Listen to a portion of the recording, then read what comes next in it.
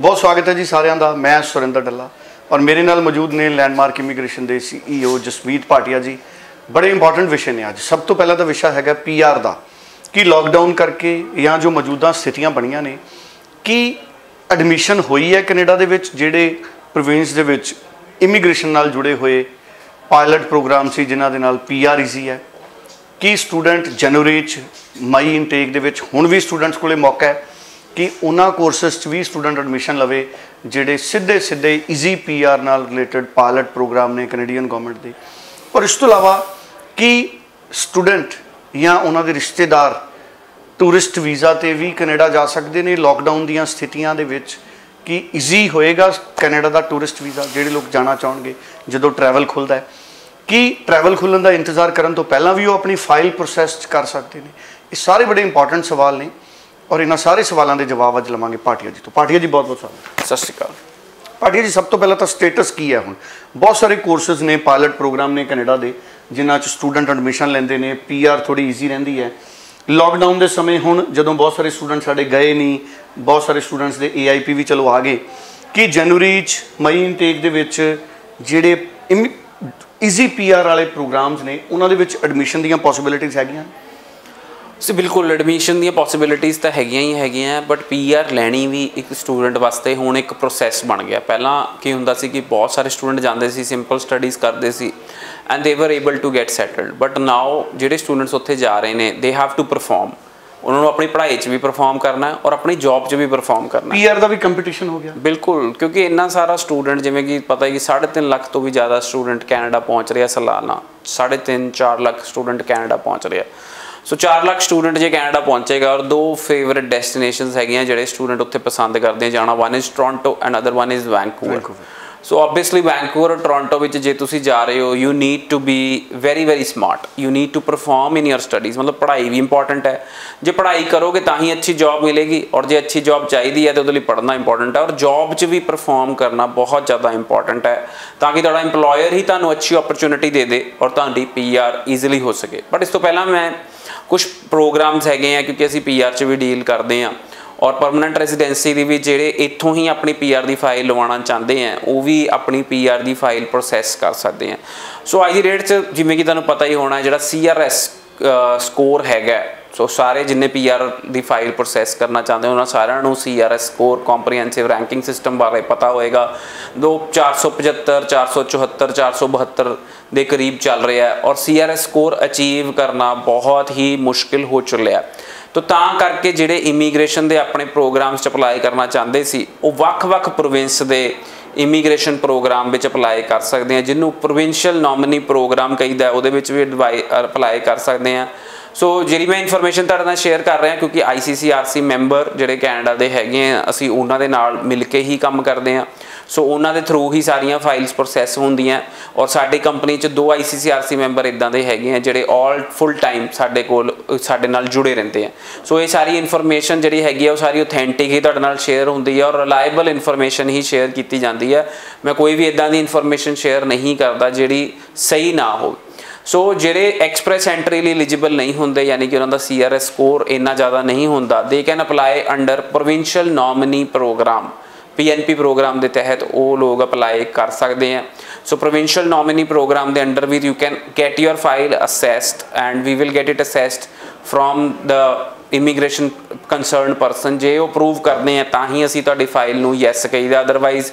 असी तुहानूं नो कर दईदा कि yes you are not eligible for express entry you are not eligible for provincial nominee program. इन्हां दोनों लई एलिजिबिलिटी क्राइटेरिया की है? एलिजिबिलिटी क्राइटेरिया सब तो बड़ा एलिजिबिलिटी क्राइटेरिया तो is you must be a graduate. I feel you must be a graduate and you must have 3 to 4 years of experience. ये तो मस्ट है।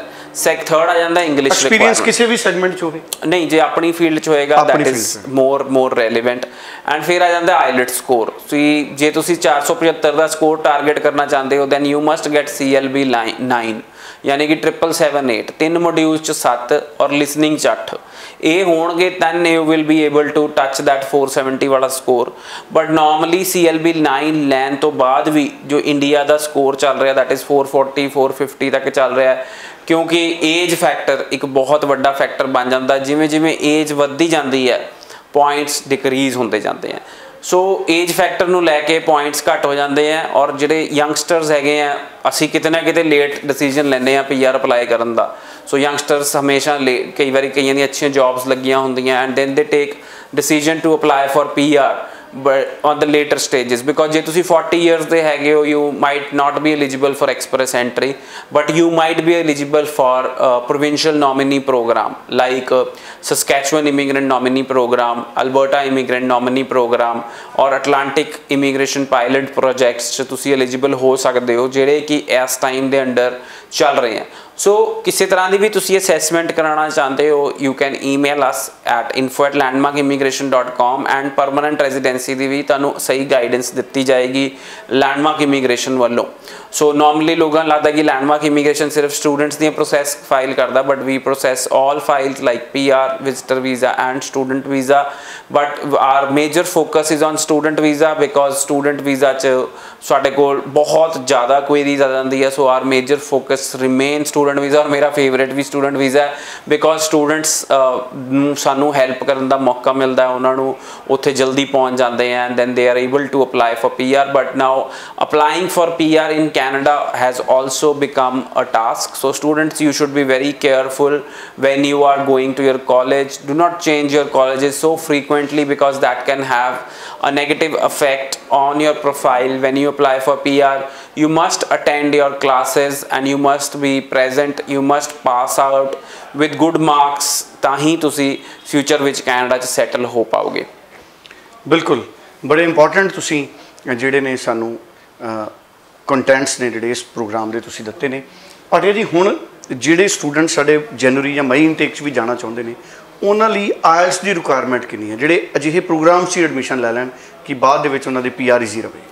सी IELTS की रिक्वायरमेंट तो सेम ही रही है जो तुम SDS कैटेगरी च अप्लाई करते हो then you need to have 6 each जो तुम नॉन SDS कैटेगरी च अप्लाई करते हो then you can apply with overall 6 band so ये तो IELTS की कैटेगरी रही है पर मैं होर एक चीज़ ऐड करना चाहांगा कि टूरिस्ट वीज़ा की गाइडेंस जो तुहानू चाहिए हैगी है जो टूरिस्ट वीज़ा लिए तुम अप्लाई करना चाहते हो तो लैंडमार्क इमीग्रेशन टूरिस्ट वीज़ा की भी प्रॉपर गाइडेंस दे रहा है सो जो स्टूडेंट्स उत्थे गए हुए हैं उन्होंने पेरेंट्स भी टूरिस्ट वीज़ा अप्लाई कर सकते हैं और जो तुम घूमन फिरन लिए भी कैनेडा जाना चाहते हो तो भी तुम अप्लाई कर सकते हो साडी प्रोसैसिंग फीस बहुत ही अफोर्डेबल हैगी है and we will guide you very professionally कि तुसी किहड़े किद्दां तुसी अपने टूरिस्ट वीज़ा लिए अप्लाई कर सकते हो सो ये चीज़ बहुत ज़्यादा इंपॉर्टेंट है सो टूरिस्ट वीज़ा एप्लीकेशनस भी एक टैक्नीकल जिन्हों कह लो कि नॉलेज की लोड़ पैंदी है टूरिस्ट वीज़ा एप्लीकेशन लाने लिए भी सो जिन्हां दे स्टूडेंट्स उत्थे PR हो चुके हैं and they want to apply for super visa also for their parents they can also apply for super visa we can guide them how to proceed for super visa और even tourist visa also so जे तुसी अपने parents नूं Canada बुलाना चाहते हो तो भी तुसी लैंडमार्क इमीग्रेशन नाल कॉन्टैक्ट कर सकते हो टूरिस्ट वीज़ा अप्लाई करना चाहते हो घूमन फिरन जाना चाहते हो तो भी तुसी लैंडमार्क नाल कॉन्टैक्ट कर सकते हो हुण जदों VFS सेंटर नहीं खुले हुण अप्लाई करन दा बेनिफिट की हो सकदा सी साडे कोल इस पीरियड के दौरान भी अप्रूवल्स आए हैं सो उन्होंने पासपोर्ट लैटर मिल चुकी सी जिहड़े जिन्होंने टूरिस्ट वीज़ा अप्लाई किया सो पासपोर्ट रिक्वेस्ट लैटर उन्होंने मिल चुकी सी और पासपोर्ट रिक्वेस्ट लैटर तुसी सबमिट करके अपना वीज़ा स्टैंप करा सकते हो no doubt the tourist visa जो तुसी अज रेट च टाइम ऑफ प्रोसैसिंग देखो तो 139 दिन शो कर रहा दैट मीन 4.5 महीने च तुहाडी टूरिस्ट वीज़ा एप्लीकेशन प्रोसैस होएगी बट दैन अगर तुसी